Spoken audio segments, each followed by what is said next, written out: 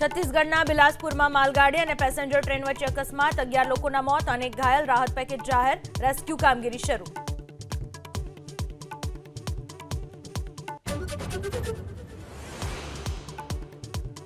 રાહુલ ગાંધીનું બિહારના ઔરંગાબાદમાં સેનાને લઈને નિવેદન, 10% લોકોનો સેના ઉપર કંટ્રોલ હોવાનો દાવો, ભાજપનો રાહુલ ઉપર સેનાને જાતિઓમાં વહેંચવાના પ્રયાસનો આરોપ। બિહારમાં બીજા તબક્કાનો ચૂંટણી પ્રચાર, ભાજપ અધ્યક્ષ જેપી નડ્ડા અને રાજનાથ સિંહ યોજશે રેલી, યુપીના મુખ્યમંત્રી યોગી આદિત્યનાથ પણ જનસભાને કરશે સંબોધન।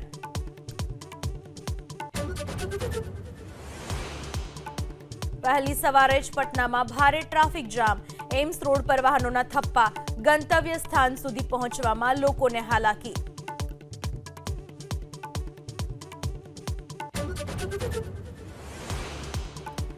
જૂનાગઢમાં ગાયોના ધણ પાછળ દોડી સિંહણ, ગિરનાર દરવાજા નજીકની ઘટના સીસીટીવીમાં કેદ, અવારનવાર સિંહની લટારથી સ્થાનિકોમાં ભય।